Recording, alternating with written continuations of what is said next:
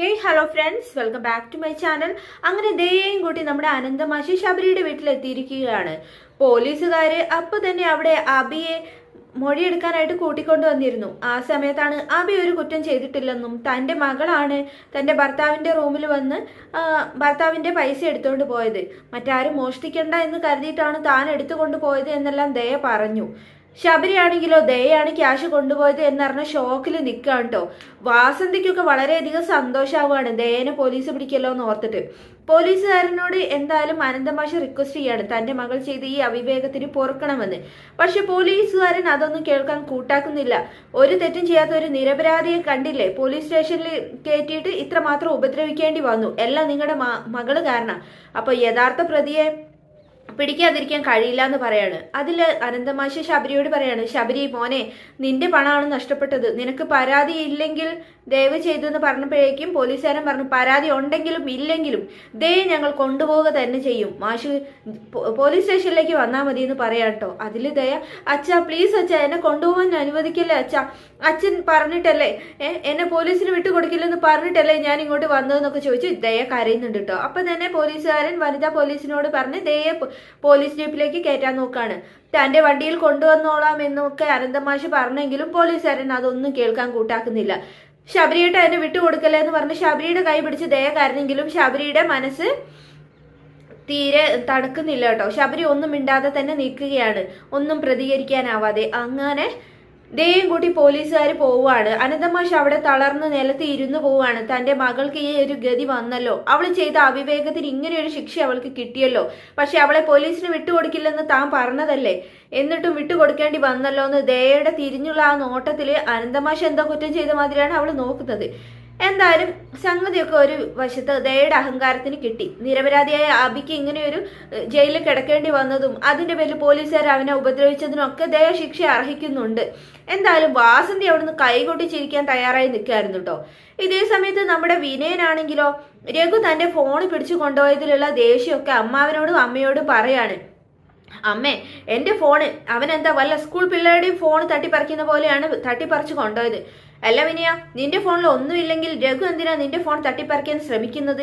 അതല്ല, നിനക്ക് അത്ര ബോധ്യമുണ്ട് അവൻ തെറ്റ് ചെയ്തതാണെന്നും നിന്റെ ഭാഗത്ത് ഒരു തെറ്റും ഇല്ലെങ്കിൽ, അങ്ങനെയൊന്നും ആ ഫോണിൽ ഇല്ലെങ്കിൽ നീ പോലീസ് സ്റ്റേഷനിൽ പോയി പരാതി കൊടുക്കുമെന്ന് പറയാൻ കേട്ടോ.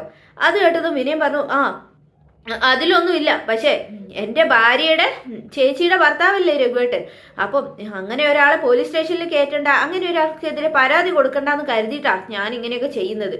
ഓ പിന്നെ ഇത്തരം ചീള് കേസുകളുമായിട്ടൊന്നും നീ പോലീസ് സ്റ്റേഷനിൽ പോവില്ലല്ലോ, നീ വലിയ കേസിനല്ലേ പോവുക അല്ലേ വിനയ എന്നൊക്കെ അമ്മാവനും അമ്മയും വിനയനെ കളിയാക്കുന്നുണ്ട് കേട്ടോ. അതെ, രണ്ടുപേരും കൂടെ എന്നെ ആക്കാൻ നിൽക്കല്ലേ വിനയ, നീ ആ ഫോണിൽ എന്തെങ്കിലും ഒപ്പിച്ച് വെച്ചിട്ടുണ്ടെങ്കിൽ അത് നിനക്ക് തന്നെ വിനയാവും, ഞാൻ പറഞ്ഞേക്കാന്നൊക്കെ അമ്മാവനും അമ്മയും പറഞ്ഞു കൊടുക്കുന്നുണ്ട് കേട്ടോ. ഞാനെന്തൊപ്പിക്കാനാ, കുറച്ച് 2 ദിവസത്തിനുള്ളിൽ എനിക്ക് ആ ഫോൺ തിരിച്ചു കിട്ടിയില്ലെങ്കിലേ രഘുവേട്ടൻ തന്നെ തനി ആ ഫോൺ ഇവിടെ കൊണ്ടുതരും, അതിനുള്ള വഴിയൊക്കെ എനിക്ക് അറിയാമെന്ന് പറയാം കേട്ടോ. അപ്പോഴാണ് പുറത്ത് കോളിംഗ് ബെൽ അടിക്കുന്നത് കേട്ടോ. കോളിംഗ് ബെൽ അടിച്ച് പോയി നോക്കുന്ന സമയത്ത് അത് അവന്മാരായിരിക്കും, എന്നെ വിളിച്ചിട്ട് കിട്ടാത്തതായിരിക്കും എന്ന് പറയാം കേട്ടോ. അതായത് നമ്മുടെ മഞ്ചാടിയെ ഉപദ്രവിക്കുന്ന ചെക്കന്മാരുണ്ടല്ലോ, അവരാണ്. അങ്ങനെ അവരകത്തേക്ക് വരികയാണ് കേട്ടോ. അവരകത്തേക്ക് വന്നതും വിനയനെ കൂട്ടിയിട്ട് റൂമിലേക്ക് പോവുകയാണ്. അമ്മാവനെ പറഞ്ഞയക്കാൻ പറയാണ് കേട്ടോ. ഫോണിന്റെ കാര്യം ആ വീഡിയോ മോർഫ് ചെയ്തോ എന്നൊക്കെ ചോദിച്ചപ്പോൾ അത് എൻ്റെ ഫോണ് രഘുവേട്ടൻ തട്ടിക്കൊണ്ടുപോയി എന്ന് പറയാം കേട്ടോ. അതെന്തിന്, അത് അങ്ങയുടെ കൈ കിട്ടിയ വല്ല പ്രശ്നം ഉണ്ടാവുമോ? അതിൽ അങ്ങനത്തെ കുഴപ്പമുണ്ടാവുന്ന കാര്യങ്ങളൊന്നും ഇല്ല എന്നൊക്കെ വിനയം പറയാം കേട്ടോ. കാര്യങ്ങളൊക്കെ എൻ്റെ ലാപ്ടോപ്പിലാണ്, എന്നാൽ പിന്നെ ലാപ്ടോപ്പ് ഇങ്ങ് എടുക്കുമെന്ന് പറയാം കേട്ടോ അവര്. അപ്പോൾ അത് പിന്നെ ജീവ ലാപ്ടോപ്പ് ഇപ്പം തരാൻ പറ്റില്ല, കാരണം എനിക്ക് ഫോണൊന്നും ഇല്ലാത്തതുകൊണ്ട് എൻ്റെ കോൺടാക്ട് ഡീറ്റെയിൽസ് ഫുള്ള് അതിലാണ് ഉള്ളത് എന്നൊക്കെ പറയാം കേട്ടോ. അത് കേട്ടതും വിനയ, നിന്റെ സ്ഥിരം തട്ടിപ്പൊന്നും വേണ്ട, നിന്നെ ജയിലിൽ നിറക്കാൻ ഞങ്ങൾ സഹായിച്ചതിന് പുറമെ നിനക്ക് 2 ലക്ഷം രൂപ അഡ്വാൻസ് ഈ കാര്യത്തിൽ തന്നിട്ടുണ്ട്, അതുകൊണ്ട് ഞങ്ങൾക്ക് വേണ്ടത് കൊണ്ടേ പോവുള്ളൂ. നീ എന്തായാലും ഇവിടെ നിന്നുകൊണ്ട് വർക്ക് പൂർത്തിയാക്കില്ല എന്ന് എനിക്ക് മനസ്സിലായി.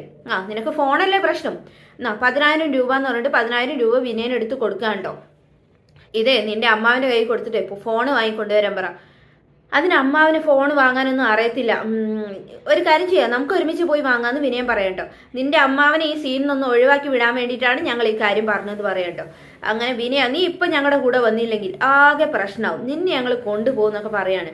അങ്ങനെ വിനയന് കാര്യം മനസ്സിലായി, ഇവര് തന്നെ വിടത്തില്ല എന്ന്. അങ്ങനെ വിനയൻ അമ്മാവനെ പറഞ്ഞു വിടാൻ തന്നെ തീരുമാനിച്ചു. അങ്ങനെ ഫോൺ വാങ്ങാൻ വേണ്ടിയിട്ട് അമ്മാവനെ പറഞ്ഞു വിട്ട് അങ്ങനെ വിനയനെയും കൂട്ടിയിട്ട് ആ ലാപ്ടോപ്പിന്റെ അടുത്തേക്ക് ഇവര് ജീവനും അവന്റെ കൂട്ടാളിയും കൂടി പോവാൻ കേട്ടോ. അങ്ങനെ റൂമിലെത്തി ഡോറൊക്കെ ലോക്ക് ചെയ്തു. വിനയന്റെ അമ്മയാണെ പുറത്ത് പേടിച്ച് നിൽക്കുകയാണ്. ഇവന്മാർ ഇനി തന്റെ മകനെ ഏത് ഏടാകൂടത്തിലായിരിക്കും ചാടിക്കുക എന്ന് ഓർത്തിട്ടാണ് അമ്മയ്ക്ക് ടെൻഷൻ. അങ്ങനെ ലാപ്ടോപ്പ് തുറന്ന് കാണിക്കാം കേട്ടോ. വിനയന് നല്ല ടെൻഷൻ ഉണ്ട്. കാരണം വിനയൻ ആ വീഡിയോ ഒന്നും ചെയ്തിട്ടില്ല, മോർഫൊന്നും ചെയ്തിട്ടില്ല. ആ ഒരു വീഡിയോയിൽ ജീവന്റെ ഭാഗം വരുന്നത് ഫേസ് കട്ട് ചെയ്തിട്ട് ഗോകുലിന്റെ ഫേസ് വെച്ചിട്ട് കുറച്ചുകൂടി ഡീപ്പായിട്ടുള്ളൊരു വീഡിയോ ഉണ്ടാക്കാനാണ് ഇവർ പറഞ്ഞിരിക്കുന്നത്. പക്ഷേ വിനയൻ അതൊന്നും ചെയ്തു വെച്ചിട്ടില്ല കേട്ടോ. ചീരുമായിട്ട് ഇനി ഒരു ജീവിതം വേണം. ഇനി ഇങ്ങനെ ഒരു തെറ്റുകൂടി താൻ മഞ്ചാടിയോട് ചെയ്തു കഴിഞ്ഞാൽ തനിക്ക് അങ്ങനെ ഒരു ജീവിതം ഉണ്ടാവില്ല എന്ന് വിനയൻ ഏറെക്കുറെ മനസ്സിലായിട്ടുണ്ട്. മാത്രമല്ല ഇത് എന്തായാലും പിടിക്കപ്പെടുന്നുള്ളൊരു ബോധ്യവും വിനയനുണ്ട്. അതുകൊണ്ട് തന്നെയാണ് വിനയൻ എന്തിനും മുതിരാത്തത്. അങ്ങനെ നിൽക്കാം കേട്ടോ. അപ്പൊ വിനയൻ ഈ വീഡിയോയിൽ ഒന്നും ചെയ്തിട്ടില്ല കൂടുതലായി എന്ന് മനസ്സിലാക്കിയ നമ്മുടെ ജീവനും കൂട്ടാളിയും കൂടി വിനയനെ ഭീഷണിപ്പെടുത്താണ്. നീ ഇപ്പം തന്നെ ഞങ്ങളുടെ സങ്കേതത്തിലേക്ക് വരണം, അന്ന് പോയ പോലെ നീ അവിടെ ഇരുന്ന് ചെയ്താലേ ശരിയാവത്തുള്ളൂ എന്നൊക്കെ പറയാണ്. അതിൽ അയ്യോ എന്നോട് അങ്ങനെ പറയരുത്, എനിക്ക് ആരോഗ്യസ്ഥിതി മോശമായതുകൊണ്ട് എനിക്ക് വരാനൊന്നും കഴിയില്ല എന്നൊക്കെ നമ്മുടെ വിനയം പറഞ്ഞു നോക്കുന്നുണ്ട് കേട്ടോ. അതൊന്നും പറഞ്ഞാൽ ശരിയാവില്ല, നിന്നെ ഞങ്ങൾ കൊണ്ടുപോയിരിക്കും, അല്ലെങ്കിൽ നിന്നെ ഞങ്ങൾ കൊല്ലും എന്നൊക്കെ പറയാൻ കേട്ടോ. അങ്ങനെ വിനയന് മനസ്സിലായി ഇവർ തന്നെ വിടത്തില്ലെന്ന്. പിന്നെ വിനയൻ ദേഷ്യപ്പെടുന്നുണ്ട് കേട്ടോ. നിങ്ങൾ പറയും പോലെ തന്നെ നടക്കാൻ എന്താ, ഇത് എൻ്റെ വീടല്ലേ, നിങ്ങൾ തന്ന 2 ലക്ഷം രൂപ ഞാൻ തിരിച്ചു തന്നേക്കാം, അല്ലെങ്കിൽ എനിക്ക് 2 ദിവസം സമയം കൂടി നിങ്ങൾ തരേണ്ടി വരും എന്നൊക്കെ പറയാൻ കേട്ടോ. അതൊന്നും നടക്കാൻ പോകുന്നില്ല, നീ ഞങ്ങളുടെ കൂടെ വരണം എന്ന് പറഞ്ഞപ്പോൾ നിങ്ങൾ പറയുന്നത് തന്നെ നടക്കത്തൊന്നുമില്ല, ഇത് എൻ്റെ വീടാന്ന് വിനയൻ പറയാൻ കേട്ടോ. അപ്പം തന്നെ വിനയനെ അടിക്കാനൊക്കെ ജീവന്റെ ഫ്രണ്ട് തുനിയുന്നുണ്ട് കേട്ടോ. നിന്നെയും കൊണ്ടേ ഞങ്ങൾ പോകും എന്നൊക്കെ പറഞ്ഞ് വിനയന്റെ കൈയൊക്കെ പിടിച്ച് തിരിച്ചു. വിനയന് വേദനയായി. അങ്ങനെ വിനയൻ മനസ്സോടെ അവരുടെ കൂടെ പോവാൻ തയ്യാറാവുക കേട്ടോ. തയ്യാറാവില്ല, അവർ പിടിച്ചോണ്ട് പോവാണ്. ഇതേ സമയത്ത് പുറത്തുനിന്ന് ഇതെല്ലാം ഒളിഞ്ഞു കേൾക്കുന്ന വിനയന്റെ അമ്മ ഫോൺ എടുത്ത് രഘുവേട്ടനെ വിളിക്കുകയാണ്. രഘു ആണെങ്കിലോ ആന്റിയുടെ ഫോണാണല്ലോ, വിനയന്റെ അമ്മയാണല്ലോ വിളിക്കുന്നത്, ദാസങ്ങളും ഉണ്ടായിരുന്നു കൂടെ. അപ്പൊ വണ്ടി നിർത്തി എടുക്കണോ, വിനയന്റെ ഫോൺ തിരിച്ചു കൊടുക്കാൻ പറയാൻ അങ്ങനെ ആയിരിക്കും അങ്കിളേത് രഘു ചോദിക്കുന്നുണ്ട്. നീ എന്തായാലും ഫോൺ അറ്റൻഡ് ചെയ്യുമെന്ന് പറയാം കേട്ടോ. അങ്ങനെ ഫോൺ എടുത്ത ഉടനെ എന്താ ആന്റി എന്ന് ചോദിക്കുമ്പോൾ രഘു നീ വിനയന്റെ ഫോൺ പിടിച്ച് വാങ്ങിയായിരുന്നോ? അതെ. എന്നിട്ട് അതിൽ മഞ്ചാടിക്ക് ദോഷം വരുന്ന എന്തെങ്കിലും കാര്യമുണ്ടോ, അല്ലെ അവര് ബുദ്ധിമുട്ടാവുന്ന എന്തെങ്കിലും വീഡിയോ എന്തെങ്കിലും ഉണ്ടോ എന്ന് ചോദിക്കാം കേട്ടോ. അതറിയില്ല, അത് സൈബർ സെല്ലിന് കൊടുത്താൽ മാത്രമേ അറിയത്തുള്ളൂ ആന്റി എന്ന് പറയാം കേട്ടോ.